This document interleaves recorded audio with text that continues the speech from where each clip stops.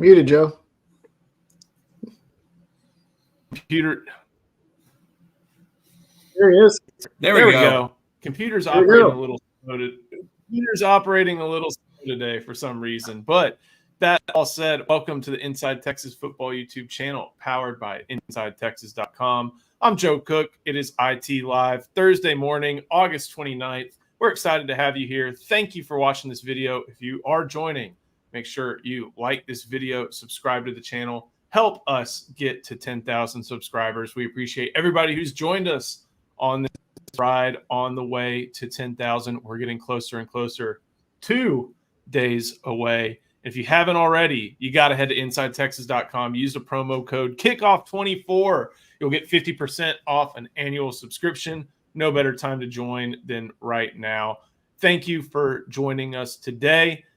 We got some questions already, but we have some discussion topics to go through. We made some picks over on Inside Texas, Heisman, SEC, all different types of stuff, some national awards. Jaime Ffrench, 5-star wide receiver from Jacksonville Mandarin, will decide tomorrow. And then we got to go through some of the stuff that our guy Ian Boyd wrote this morning over on Inside Texas, talking about shallow cross, Quinn Ewers, and what Jay Norvell may want to do as head coach entering the game. Oh man, it's like that Jason Isbell song. Those 5A bastards ran shallow cross, and I bet they'll keep doing that. I wanted to get that reference in, but Justin, I know, Justin. It's 9:30 on a Thursday. Yeah, 2 days away. How excited are you just for the season to finally be here? Yeah, I'm excited. It's a little early for me to be too excited. I usually bring more energy in the evenings in our nightly lives, but hey, I'm a team player. And when I've got my boys, Joe and Ian Boyd, we got to bring it, okay? And so I'm excited, man. We're 2 days away. We are Chris Boyd days until Texas football. You heard that right, y'all. We are there. And we have got a wonderful, beautiful guest with us today. She is lovely. She's the brains of the operation. She's actually operating Ian kind of like a robot in a way. And I think that's why his writings become so much better and more accurate. Hey, honestly. I like how you mentioned Chris Boyd making the Texans future AFC South champs. 5th year, which means he's a vested NFL veteran. 5th year, baby. And for Sam Ehlinger, next year will be his 5th year. Time flies, man. Ian, you got obviously the special guest, the brains of the operation in the Boyd household, but this is fun. This is the time of year where I'm kind of curious, now that you're living in the Austin area, is the excitement more palpable than it was when you were living in Ann Arbor or Ypsilanti? No, I think I'm too much of a recluse because I work from home. The excitement amongst the children is not palpable. They don't really know what's going on, and I don't know. I don't interact enough with the regular people to get that feel. I was talking fantasy football a little the other night with some friends. That's definitely amping up. Hey, that's coming too. Isn't that tonight, Joe? Fantasy? Yeah, Kansas City. Is that next Thursday? No, NFL kickoff's still a week away because I think it's a week away. Okay, I couldn't remember if it was this Thursday or next Thursday. Mahomes, Lamar Jackson, the Ravens. I couldn't know for sure. I've got a fantasy draft on Tuesday that I'm sure everybody is. Well, y'all wait till the very last minute, which is actually smart because it allows all the injuries and all the people getting cut and released, and that's actually the smart way to do it. We did ours a couple weeks ago. It's a fun way. One of my favorite things to do every draft is every time somebody picks somebody that's like young or whatever, I'll be like, "Isn't that the guy that just like blew his Achilles in the preseason game?" You're that guy. I let my college football intrigue and fandom dictate a lot of my picks. It's like, oh yeah, Jahan Dotson, that'll work. Yeah, he worked really well, and it's stuff. Yeah, like now that. He's the number 3 receiver in Philly. Yeah. So exactly. Don't let college. Don't lose any sleep. Jaden Daniels is not gonna torch the NFL this year, so don't worry about that. I've got Terry McLaurin on my bench just because he's a veteran with a lot of targets. But that Jaden Daniels pick is not making me feel any better this season. So to go over some of the stuff that we are planning to talk about today over on InsideTexas.com. And again, we made this plus. So use that promo code kickoff24, get 50% off an annual subscription. Go and read our picks. But we will talk about them a little bit. We did some of the major questions surrounding the Texas Longhorns on offense and on defense here in 2024. And, just general questions surrounding the team. And Justin, one of the things, we talked about excitement, and you said Texas has a lot of momentum. Ian, I know you mentioned that it's the secondary should be a little bit more improved and possibly be dominant this year when thinking about DBU.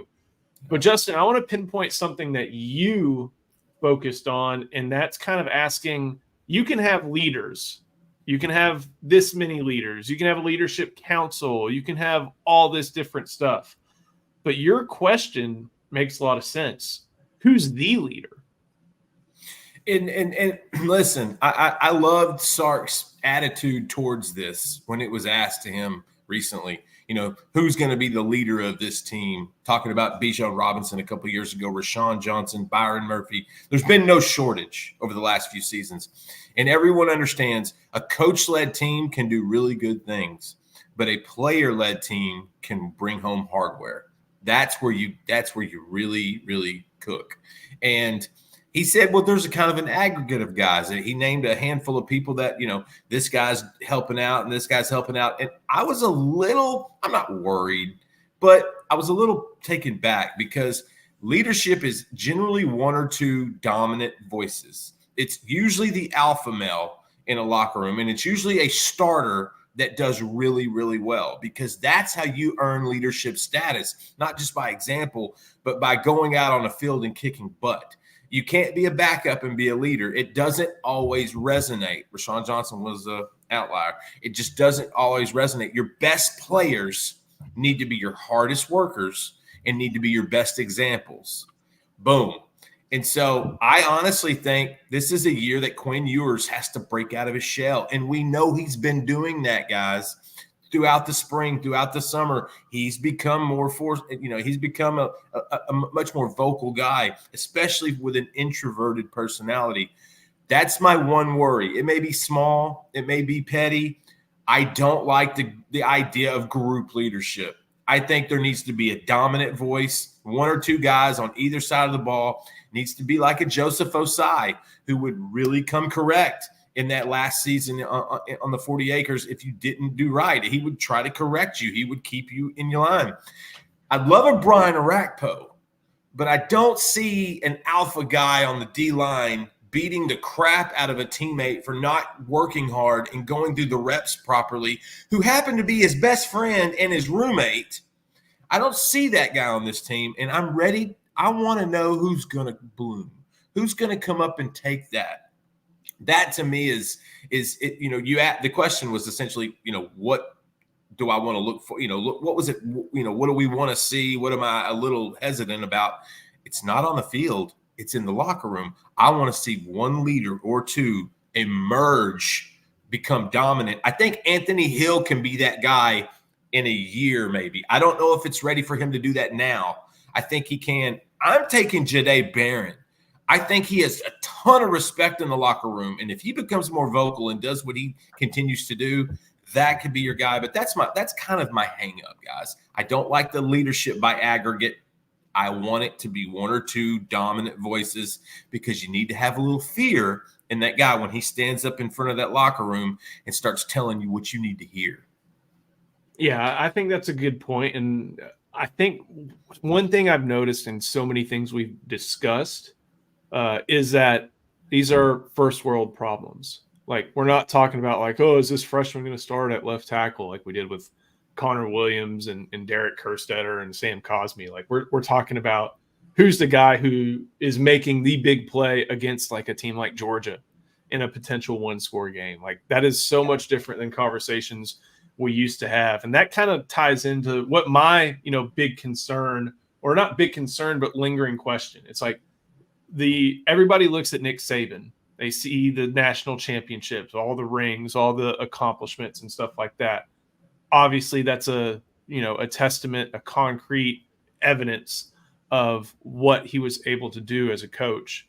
But probably his greatest achievement is making sure his team was literally ready to go every single week. Like, I can't think, maybe outside of that South Florida game last year, and quarterback made that extenuating circumstances, that team was ready to go every single week for 15 years. Basically, after they lost to ULM, from that point on, that team was always ready to go.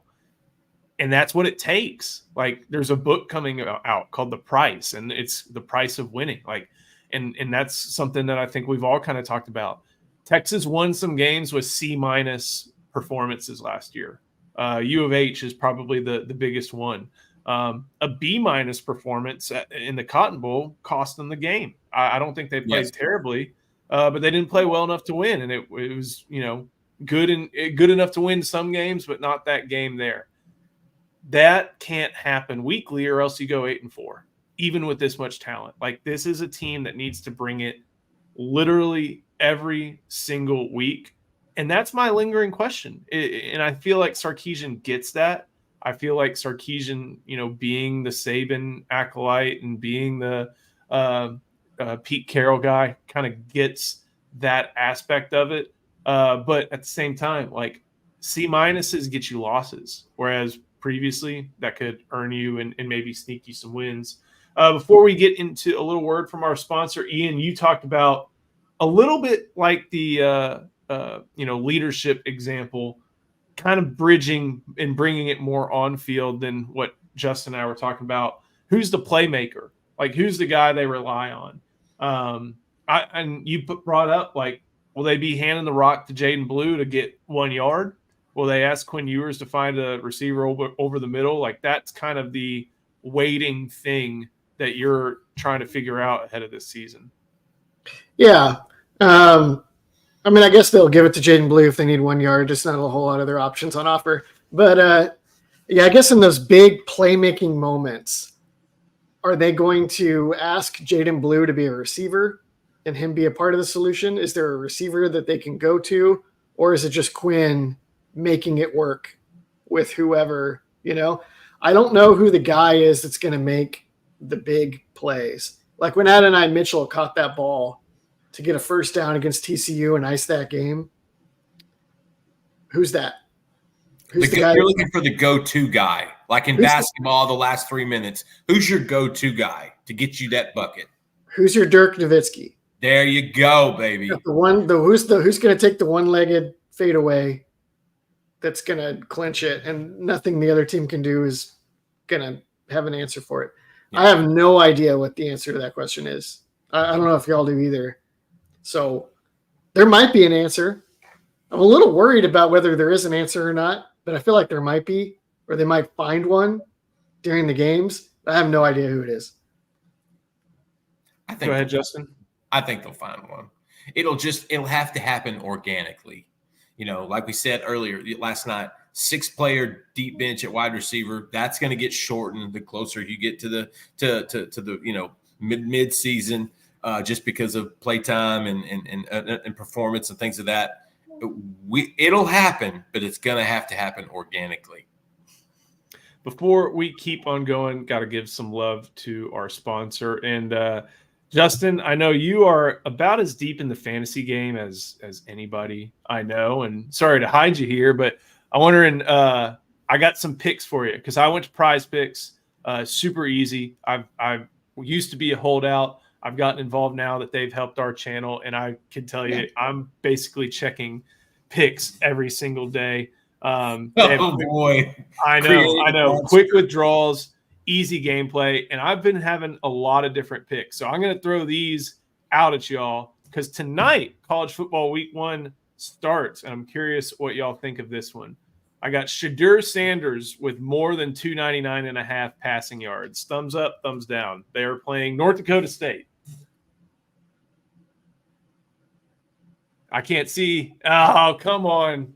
Well, for my sake, I hope that Shadur and Omarion Hampton, North Carolina running back, more than 90.5 yards against Minnesota. What do y'all think of that one?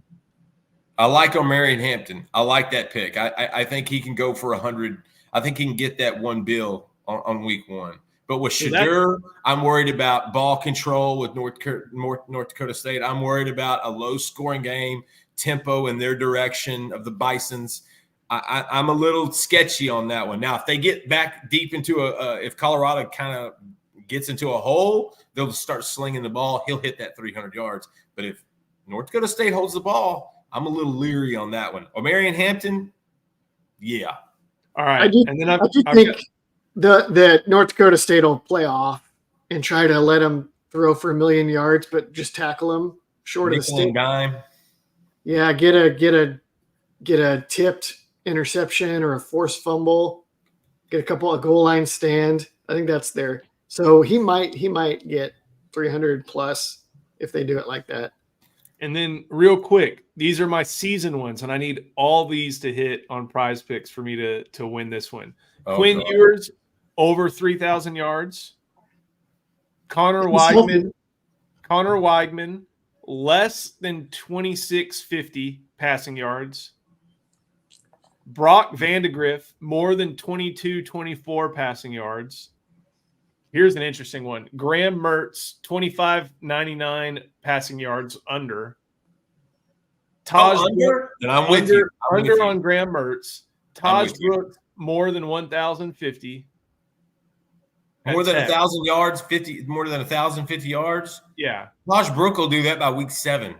And then Devin Neal, more than 1,050. Yes. I'm a Kansas guy. Jalen Daniels is back. Hey, Leopold is the guy in Lawrence right now. Boom. Get that. I agree with that one. So all of those have to hit. All those have to hit. That's a parlay now, buddy. And then what do you get? A fun one. That's a fun one. So if you want to, we'll see what happens. If you want to fade me, you should go to Prize Picks, download Prize Picks, or go to the website, use the code Inside Texas. You'll receive a guaranteed $50 once you play $5 in lineup. So Prize Picks or the Prize Pick app, daily fantasy made easy. Should be a lot of fun tracking that one. And it's got like a little status measure. You can see how far guys are going up through the course of the year. So that one should be a lot of fun. To continue with some college football picks, we kind of talked about our offensive and defensive MVPs. Go to Inside Texas, use the promo code Kickoff24, get 50% off of an annual subscription. You'll be able to see a lot more. But we talked about end of season awards. And we got to start with a big one. I know that there's a lot of people who just don't care about the Heisman, and I think that's justifiable. But we got to make those picks because, honestly, I'm trying to think of who the best non-quarterback may be this year. Tough to think that somebody will have like a Devonta Smith type season. Like, it's going to be a quarterback, and we all kind of made our picks as far as the Heisman. Ian, you said Carson Beck. Justin, you said Quinn Ewers. I said Dylan Gabriel because I think he's going to pad his stats up there. But yeah. Ian, curious why you think Carson Beck is the guy who gets it maybe ahead of Quinn Ewers. I don't know. I don't love that pick, honestly. My own pick, that is. But he had like 4,000 passing yards last year, something pretty high, even with Bowers and McConkey in and out of the lineup. And a slow start. And so now they got into a couple games where he had to kind of shoot their way out with him. So I don't know if that repeats. But I don't know. It seems like he's a guy that's going to put up big numbers, even though I don't know if I love any one of their receivers individually. I know they're going to run the ball. It's just kind of a default choice. Justin, you thought Quinn Ewers gets it done? Well, like with Ian's counterpoint is also Georgia's going to win games.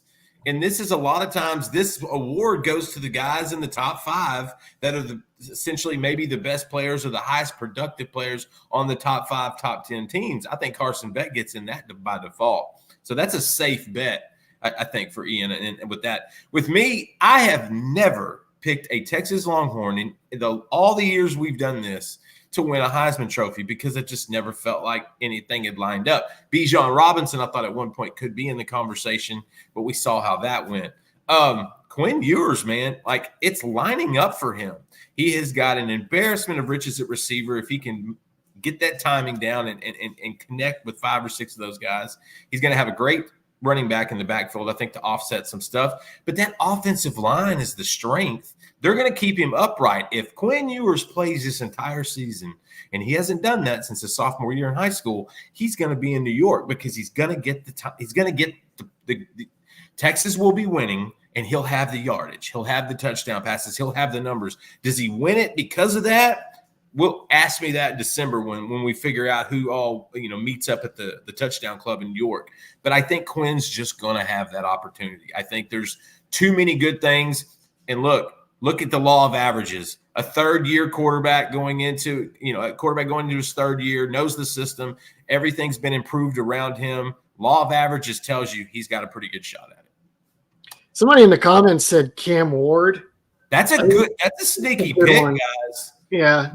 He may have to overcome his head coach in situations, but there may be enough talent in South Beach to do that. I think one of Kieran, our buddy, I can't say it exactly, but he made a comparison to between Mario Cristobal and Tom Herman that I kind of think holds true. But Mario Cristobal has done a really good job, and Life Wallet, rest in peace, did a really great job of making sure that they had the means necessary to attract some big talent out of the portal and out of high school. That offensive line has been really, really highly recruited. So Cam Ward's a good pick. I mean, I picked Miami, I think, to win the ACC. So that's I think that's where I'm going. I picked Dylan Gabriel. I just think that our old friend Will Stein, after putting Bo Nix in New York last year and leading, that was big. The Ducks were a Michael Penix away from playing for a national championship. Like, they ran into one of the best quarterback seasons I can remember. And that's what kept a very, very, national championship contender team out of the playoff. I think Dylan Gabriel is the guy. He's going to be in the right system. He's got to stay upright, of course, but I feel like they've got the offensive line. That guy, you know what he reminds me of? Kellen Moore. Yeah. I can see it. Not from a play calling standpoint, not from a knowledgeable standpoint. Oh, Will Stein? No. Who did I say? You said Dylan Gabriel, which is ridiculous. Kellen Moore. I know. Right. I think there's some similarities there in their game. They're both going to have some of the top yardage of all time in college football history because they played so much over the 4 or 5 years in their career. I think it's one of those things because they've had so many opportunities. I hear that. And I see this from Horn 7. Sanders will be pushed by Daddy. If there has ever been a quarterback who can overcome a bad record because of the hype and the attention that his team gets, maybe it's Shedeur, but man, it would be groundbreaking on a lot of different levels. To keep on going, got to give some love. Thank you for providing some super chats. Got to go to our friend Brett Nelson. Justin, how different, if at all, do you see the offense looking like with Arch in the game? Really, I don't think that much. I feel obviously they may, if Arch is in the game, that's either blowout or Quinn hurt. I kind of feel like Arch could make use of his legs a little bit better than Quinn could. But at the same time, I don't think the offense is going to be too terribly different. Maybe they'll be a little bit quicker because we know that Arch has a really great quick release. When we got to see him in action and even in the spring game, when he sees a window, he throws, even at a young age. I don't see the offense changing too much if Arch is in the game. I think there'll be a governor on him early. and she agrees. There's going to be a governor on him early, but it's just going to take a few games for Sark to get a comfortability with Arch and what he can and can't do. We know what he can do in practice and in spring games. It's totally different when the Bullets are live and the lights are on and the clock is running. So I think it would be a little modified and just kind of see what Arch can handle. Now, granted, I think Arch is going to be able to handle a lot, but it's going to take incremental time to do that. Ian, do you see anything different when Arch goes in the game? And assuming, like, let's just say let's say Quinn Ewer's shoe is untied, and it is the worst case of untied shoe known to man. He's got to sit out a series. Does anything really look that different? How do you see it going when number 16 might go in? If he's like subbing in or coming in at the end of a game, I'm with you. I don't think it's going to look too much different other than Arch might be a little quicker to run around, and they would maybe mix in. Well, probably not at the end of a game, but he might even run a little quarterback run just a little bit like they did every once in a while when they had Casey Thompson. But if they have to go win a game, if like Quinn is out for a long time or Arch is in for some other reason, is it starting? I think Arch's game is actually pretty different. I think he's much more of a progression passer than Quinn is. Quinn is like, you get him the right read, and if he's right, he's throwing some of the best throws you've ever seen in your life. But Arch has that like ability to navigate the pocket and get 1, 2, 3 and hit the open guy. That's extremely unique, and I think Sark will play to that, and the offense will look different whenever it's really Arch's time. But if he's just manning the helm for yeah, if he's just running things for Quinn for a spell, then it's like why would you overhaul it? Justin, as far as question number 2, how confident are you in the red zone offense improving? This is kind of the question of the season. This is where, we have faith that guys like Silas Bolden, Isaiah Bond, Matthew Golden, DeAndre Moore, they can hit the big plays. We've seen them, at least in certain extents at other teams or in scrimmage situations, hit those big plays. And that's great. If you score from your own 20, that's awesome. But you got to score inside the other guy's 20. And that's been the question for Texas over the past year. Do you think the red zone offense will be improved this upcoming season? I think it's going to have to be, because you're going to have to find someone to catch those fades that A.D. Mitchell was grabbing. You're going to have to find somebody that can run between the tackles when you need 1.5 yards on a 4th down. Savion Red is playing for those Wolfpack in Nevada right now. It's going to be a little different. From a fade standpoint, high point in the ball, I like to see Ryan Wingo. I think that's a guy that can be able to go up and get it. He likes to catch that thing in the cone. It'll be a little bit different, but I think that works a lot more. But listen, Jarrett Gibson is my sneaky pick for being the red zone guy or being the goal line guy per se. Get him, I think that's going to be the guy that's going to run behind pads. He has the body. He looks like a Frank Gore, a younger version of Frank Gore, the way he could just get low, and he's just like a bowling ball with knives. And I got to tell you, those aren't fun to tackle. And so I do think it's going to be a little different. We're going to see new faces trying to do the same thing Sark and those offenses have done over the last few years. But it's going to take a little bit more of being creative. I wouldn't be surprised to see Jordan Washington come in went to give Juan Davis and Gunnar Helm and Amari Knobloch a spell, and for him to be able to do something in the red zone. I think Sark has more weapons now. We just have to see how he weaponizes them.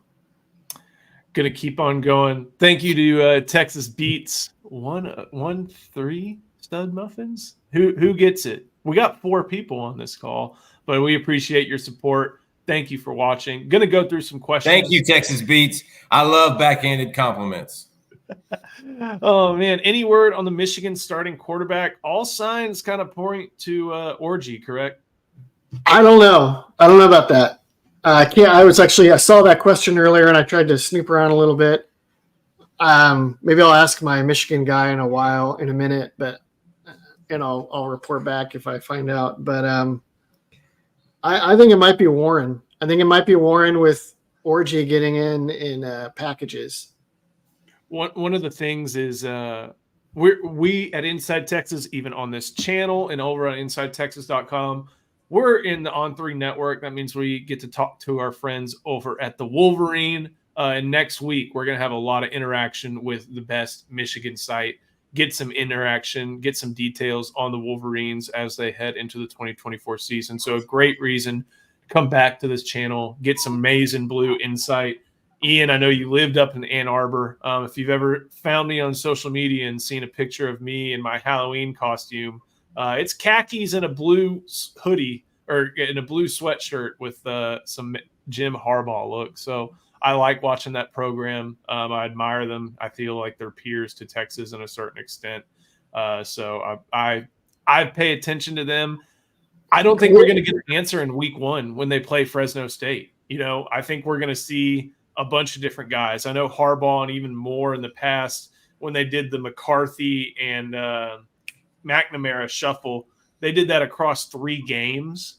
They don't have that luxury of time this year. They just have Fresno State, and then the Longhorns come in week 2. So I bet we don't. It's going to be kind of like the Alabama thing last year, where we were talking about like, oh, is it Milroe? Is it Simpson? Could it be the freshman? And then it's Milroe the whole time.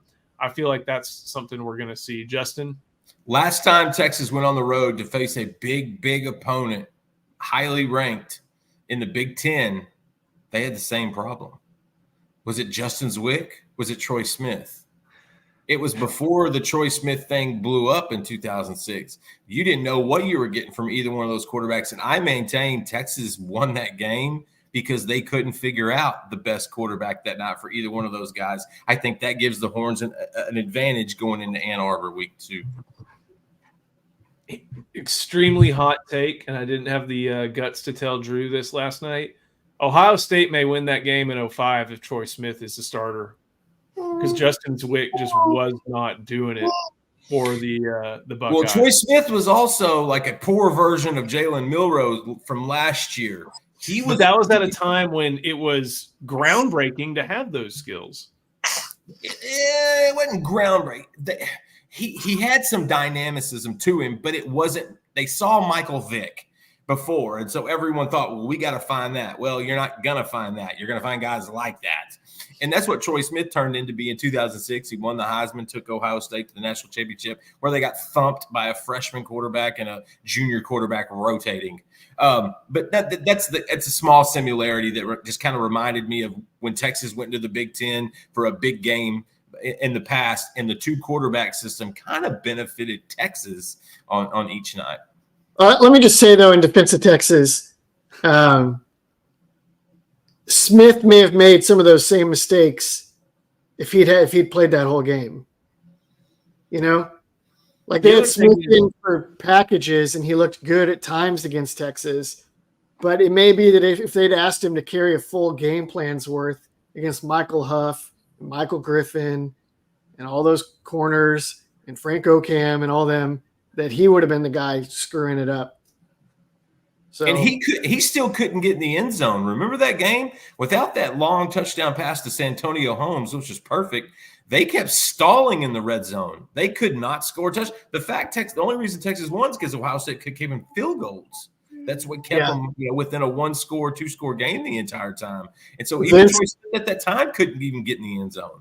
Vince low-key nearly threw that game away with some terrible decisions that we've all kind of conveniently. Just god-awful throws. One of them, like Jamal Charles, ran a dude down. A.J. Hawk and Jamal Charles disemboweled that big joker. Yeah. That's when we knew Jamal Charles was a dude. Yeah. The other thing is if Henry Melton runs hard for 1 yard instead of outside. Yeah. He has to dive. It's a double-digit win. There's a couple games we could talk about. Yeah. Oh, man. There's a 2016 game. Some more questions, and this is something we also talked about. most likely for a Texas player to win one of these awards, whether it's the Doak Walker, the Mackey, or the Bolitnikoff. We put in some picks over on Inside Texas. And guys, I think that there are 3 that I feel extremely confident in. Justin, you agree with me on one of these. Bert Auburn has the hair. He has the persona. He has the people know who Bert Auburn is. Sideshow Big Bert. win for a kicker. He's got the hair. He's a good kicker. Yeah. I feel like he's a guy who can win the Groza. I think Kelvin Banks, if he has a better season, if his team has a better season than LSU, we'll get that over Will Campbell. And Jake Majors could win the Remington. But what are some of the other award winners, aside from Quinn Ewers, that you see on the roster? I'll start with it. Doak Walker, give me some Jaden Blue. If that cat goes for over 1,200, 1,300 yards, 8, 9, 10 touchdowns, he'll be in the conversation. He's going to be in the conversation for that. For the Bolitnikoff, I think there's too much balance at wide receiver this year. I don't think it's going to happen this year. 2 years, Ryan Wingo might be in that conversation. I think he actually will be, just maybe not this season. And then for the Mackey, another one. I love Gunnar Helm. I think he's going to get a shot in the NFL. I think he's going to do pretty well in a short career. But Jordan Washington is the guy that you're kind of waiting for. And I think that's another one that you would have to wait maybe a couple of years before he really, because there's not a bigger, more physical, more athletic tight end in that room. Maybe an eye black in a year. If he's more consistent, Next year. Okay, yeah, I'll give you that. One thing that Kelvin Banks, Outland. Yeah, he's winning all that. Here's the thing. One of my bold predictions for this season, Ian, I think Anthony Hill can be a first-team All-American. And I can't remember whether there's 2 linebackers or 3 linebackers or whatever it is on the All-America teams with all that. But Butkus, that makes sense, especially if it follows that Anthony Hill's a first-team All-American. Like, I think he can do this year. He's going to have a lot of sacks. But he can do that the way I don't think the pure linebacker play is going to be there. But I think like next year is the year when you will finally see Anthony Hill is like, this guy really knows how to play linebacker now. But he might make enough just game-changing plays to do that. I kind of think, though, one more year. Do you remember when we did the who would you steal off of opposing rosters video on this channel? Remember who I said? I said one of those Alabama linebackers. I can't remember which one specifically, but the starter, theirs. I'm rethinking that now. I might just steal Ryan Williams and make it so Texas doesn't have to go into the portal at receiver after that. So going to keep on moving along. Make sure you get some questions. We will circle back to a few more at the end of the show, but we got to talk about Jaime Ffrench, the 5-star wide receiver from Mandarin in Jacksonville, Florida. He's set to decide bright and early tomorrow. I think if you want to watch it, it's on 247's YouTube channel if you want to watch it live. Bright and early, 7:25 Central, 5:25 over in the Pacific time zone where our buddy Chris Bennett is. But Justin, this is a recruitment. We've talked about how Jaime Ffrench is a, very, very polished receiver, very, very, what's the right word? He's a football player. Like, he goes over the middle. He makes catches. He's got the right athleticism. Does a lot of little things. But he also is someone who understands his, and I don't say this strictly in the NIL sense. But he understands his persona, how he is a very marketable player in college football. And with all that, even with nearby Miami and also, nearby after a fashion I-10 LSU, it feels like Texas is in a great spot heading into this ceremony tomorrow morning. You said it really well last night when we talked about him on the live. I think he understands his value. And a lot of times kids that we see on a regular basis with NIL lately, it's a false sense of what you're really worth, what your market value is really worth. Jaime Ffrench has a really good idea what his is. He's savvy when it comes to this process. He understands he's going to put himself in the team that's going to put him on the platform to succeed down the road. all recruits should say those things, but they don't all say them. Only a handful do. And you want the ones that do to come to Texas. Those are the driven, the focus. Those are the ones that have the priorities in order. Jaime Ffrench does that. That's what he has, on top of the fact that he is Mr. Delight. This dude is so much fun to be around. He is perfect for that locker room if he chooses the Horns. He's built a great bond with KJ Lacey, with Kalik Lockett, with some of the other players as well. I wouldn't be surprised if he jumps in the boat Friday and then starts heading to Port Charlotte with a fishing pole and tries to snag maybe a Myron Charles over the next few weeks, because that's how Jaime Ffrench rolls. I'm ready for it in the morning, and I know someone else that's ready for it in the morning, and that's Andre the Lawyer. Andre the Lawyer. Well done. I did not expect that transition. 214-444-8808.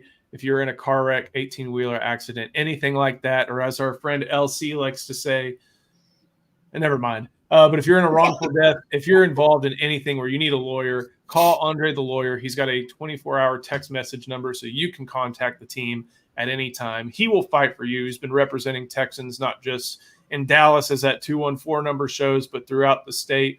Longtime friend of Inside Texas, and he will fight for you. 214-444-8808. Ian, before we get to a couple questions, I kind of wanted to go over what you wrote about this morning and just 3 things to watch for from Colorado State. Obviously, last year, when you think about the Rice game, Texas goes out on offense, and then they show up, and, there's a flyover. And they weren't ready for the flyover that much. And they got that a couple times. I think Wyoming did it a little bit. And, obviously Alabama didn't. But I think maybe even U of H kind of threw that at them. And they're like, whoa, what's this?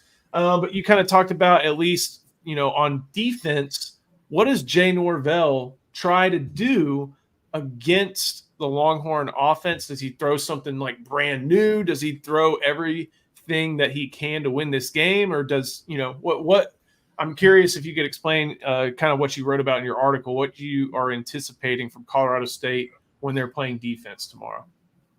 I'll tell you the number one way to learn about the game in your own team, one of the most effective ways I have for learning about Texas is to carefully watch how other teams play them.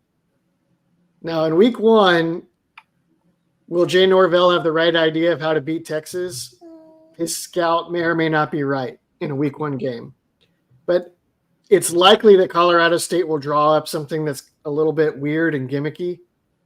And it'll tell you, like, what are they trying to overplay from Texas?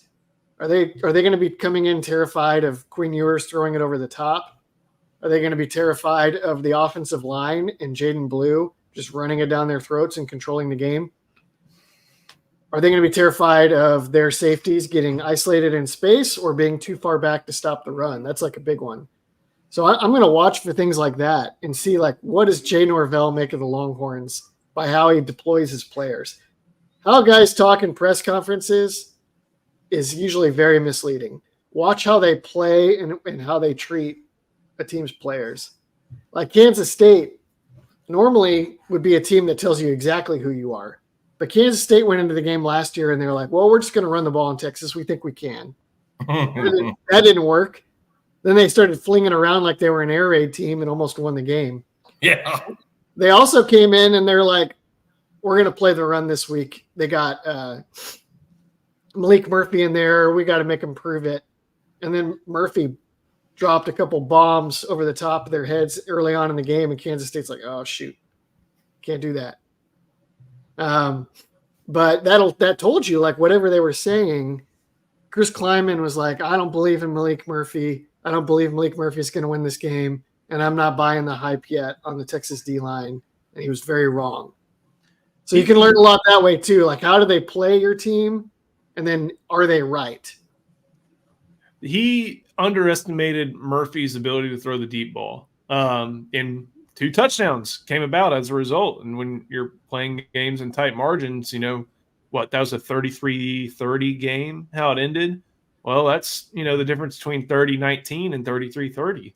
And it was because they overplayed the ability to run the ball. And even so, they still gave up like a 55-yard run to CJ Baxter at the same time. So that was a very, very important important game. You also talked about something that our guy Michael Ortiz brought up. Texas will destroy Colorado State if we defend the shallow passes well, put pressure on their quarterback, and run the ball well. The third one, obviously true, always true. But Ian, you even mentioned about shallow cross and how that gave Texas obviously a ton of problems last year.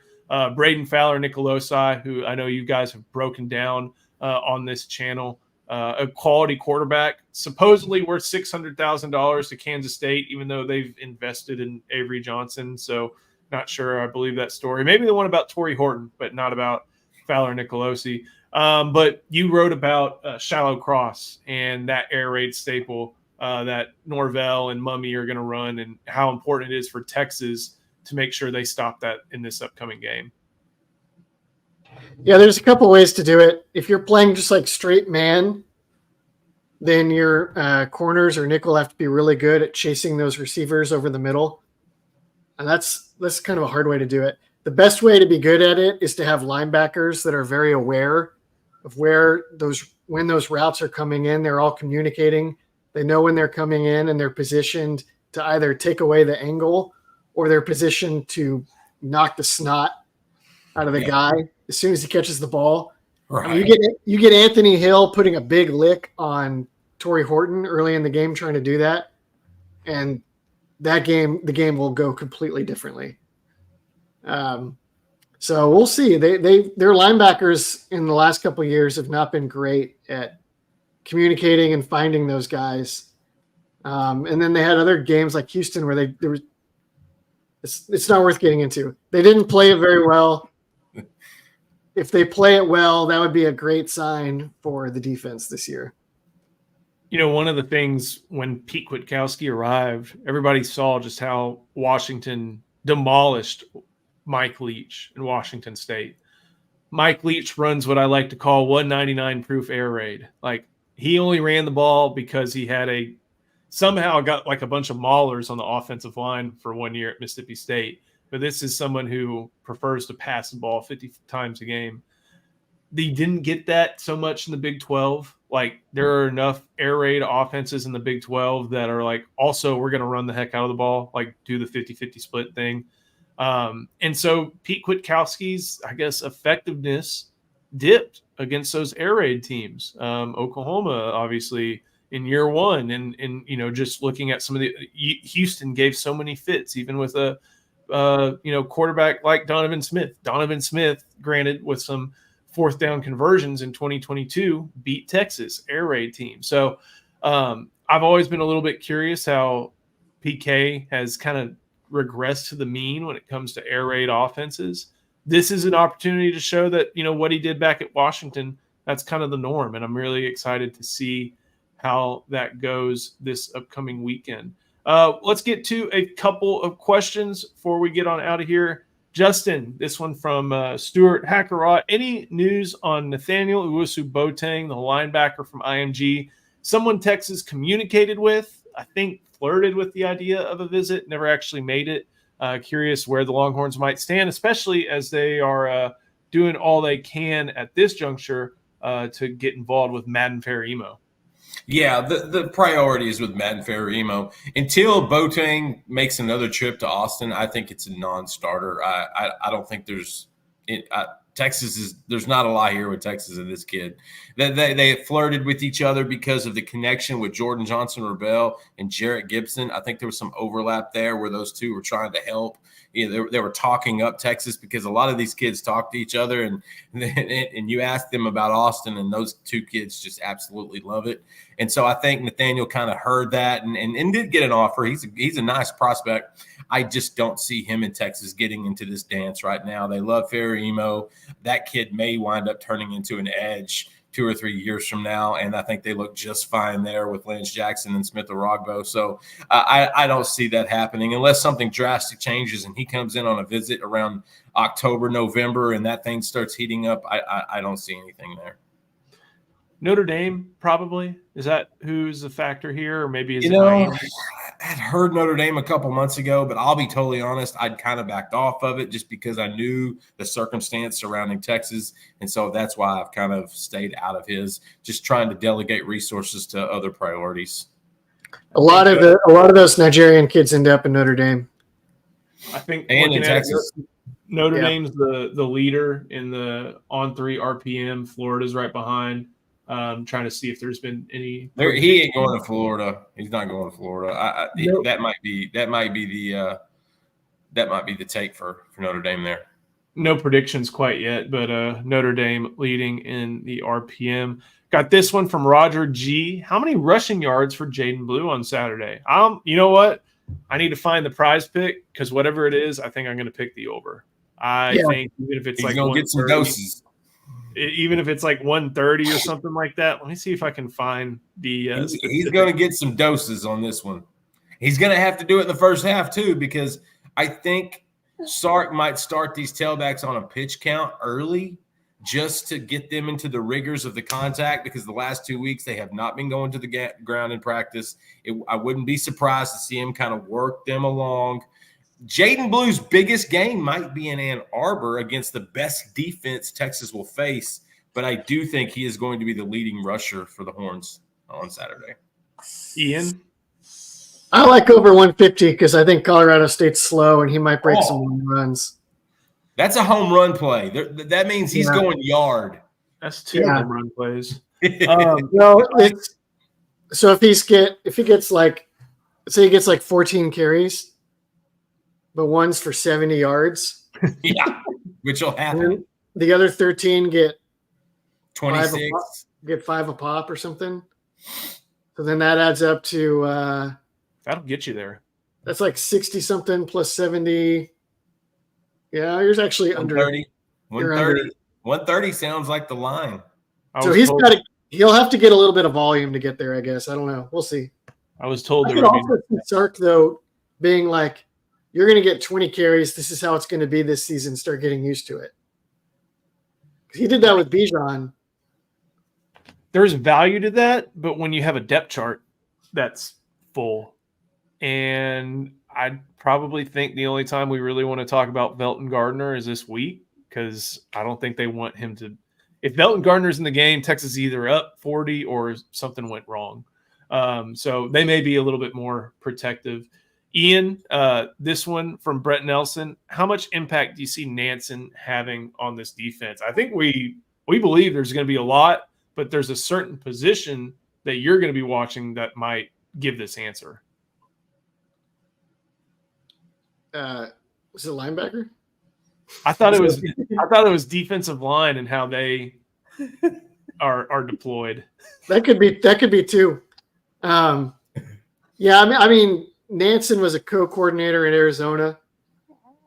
I think he was the play caller at Arizona, and he's a Sark bud. And he was just coming off of beating down Jackson Arnold in Oklahoma. So I'm pretty sure that Sark is going to give him a lot of authority. And then we'll see what that looks like exactly, but I would bet on him having an impact. Keep on going. Justin, what are your thoughts on some of the new defensive line targets? Are they still pushing for Zion, Brandon Brown, DJ Sanders? Let's talk about the targets. Malcolm Simpson, Joseph Mbacho, two guys you wrote about this week. Kenny Baker throwing some offers out, I only think he's offered Mbacho. I don't think he's offered Simpson yet. Correct me if I'm wrong, but two guys that the Longhorns are getting involved with as they search for more defensive tackles.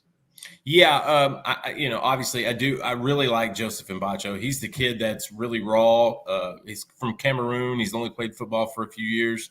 6'6", 285, no bad habits, really twitchy already. He jumped into Florida. He committed to Florida after like 3 days after he was offered.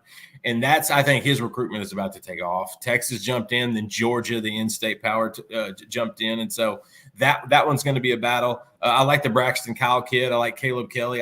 Caleb Bell, rather. I think those are two guys that could plug in the middle and do just fine. As for the other guys, Zion Williams, yes, they still talk to Zion on a semi-regular basis. They're going to continue that relationship. Brandon Brown is not happening. I don't think there's any more conversation going between those two, because there was never a relationship really between Kenny Baker and the Brown family, even though they tried. And with DJ Sanders, that's the one that they're still definitely staying on.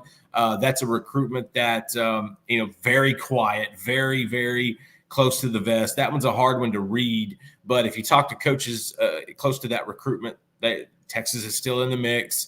A&M's going to hold on really tight. But D-line recruiting is really going to sort itself out. Josiah Sharma is the top guy, and he is already in the boat. They're going to try to flip Myron Charles. They're going to try to flip Kevin Wynn. Just give Kenny Baker a few more months. I think he's got settled in, and I think D-line recruiting is going to wind up turning out pretty well for 2025 cycle. Got to get to this one. Thank you, H-Bomb Oren. And Justin, this will bring back some of what we used to do on some of our shows. Oh, yeah. Just got off a Teams meeting, so sorry if you answered this. Does Texas cover the line against Colorado State? I'm looking. I see 32.5. 32 in the hook. Justin, do you think the Horns cover that spread? I wish Drew Kelson was here with us, because I think he would know this answer a lot better than I am. I think I'm going to learn about gambling through him. That guy's smart. No, I don't think they cover, just because Texas historically doesn't cover those big lines usually. They usually win, and they win handily for the most part, but when you get into the 30s, man, and Colorado State is not the cupcake people think it is. That's a competitive team with some future NFL guys there. And so I think Texas wins comfortably, obviously, but I do not think they're going to cover that 32, 33.5. Ian, what do you think? I don't know. I was talking to Paul about this the other day on the deep dive, and he was like, there's all the points Justin just made are right. Like, Texas usually sandbags in week one. They're looking ahead to Michigan. They're not gonna put in like a big time game plan. But then if they put Arch and Ryan Wingo in at the end of a game and let them throw it, then all of a sudden that margin could blow out at the end just from garbage time touchdowns. So Paul's advice was stay away from that line. I think I would say the same. I think Drew had a great point. Whatever the line is in the first half, take that. Take the first half line, because Sark and those guys are going to come out guns a-blazing. They're going to go big early. Go with that first half line, and don't trust any of the thing that goes on in the second half, because you really don't know week one. All right. So I found a first half line. Texas 20.5. So do you think Texas has a 3-touchdown lead at halftime or not? Yes.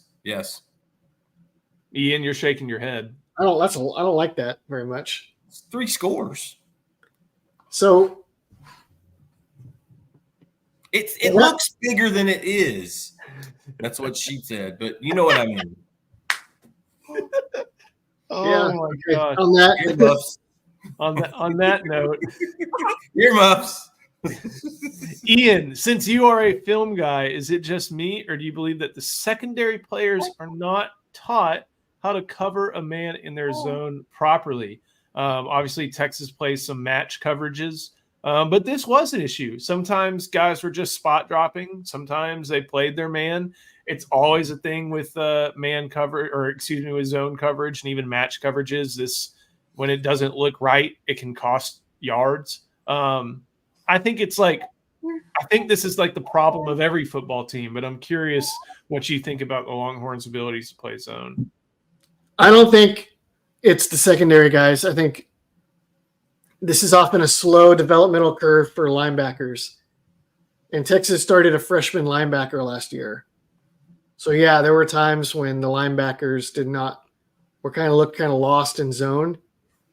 And I don't think that the secondary are being taught improperly. Although I know Coach and can you say that one more time? It was hard to follow. I think the secondary is being taught properly. Although I know that Coach and Homer did a video recently where they were like, these guys look a little bit lost. Maybe I'll review that and get back to you. But my sense is not that the secondary is being taught improperly. I think there are moments where the linebackers. Yeah, I know. There are moments where the linebackers get lost. But I don't know about the secondary. Although might have been one or two sort of bust-prone guys that are no longer around for whom that might have been a little more true. Yeah, they may be in Nevada, to be honest, or in San Antonio. She's got her opinions on it, obviously, and she does, and she's a trooper, Joe. She has been with us for an hour, and she is just chilling. And I got to tell you, that is an accomplishment with a toddler, man. She doesn't like the zone, though. The zone starts to get her. She's going to call you out on your stuff, Boyd. My kid calls me out on my stuff. I got to start watching what I say. She's already on to you, man. She's a Don Brown acolyte, is what you're saying. That's her influence. The zone is for cowards. That's what we always say around here. I go. What is Nick Saban? The famous quote is, "The perfect coverage is cover one," or something like that. And who am I to go against Nick Saban? That'll get us to right at an hour. Make sure you stay tuned to Inside Texas. Steve Sarkisian speaks on Zoom in about 25 minutes or so. So stay tuned to that. Head to Inside Texas. We still are running our flash sale. You can use the promo code Kickoff24 and get 50% off an annual subscription. Now is the time to join. Get a lot more in-depth insight. Get Ian's 3 things to watch. Get Justin's recruiting updates. We had a ton of insight yesterday between our predictions, looking at Jaime Ffrench's recruitment, all different things. Our Eric Naline even posted something just this morning, right before we went live, asking questions at each position for the Longhorn offense. Did the defense yesterday. Excuse me. So head to Inside Texas, promo code Kickoff24, 50% off an annual subscription. If you're watching here, you've been here for 62 minutes, please give us a like. If you're just joining, help us by subscribing to the channel, get to 10,000 subscribers. If you are listening on podcasts, go ahead and give us a 5-star review. We appreciate it so much. Before we get out, I do want to address this from Drew Lockhart. How do you think the game goes in Ann Arbor? More reason to come back next week after the Horns play the Rams, after the Wolverines play Fresno State.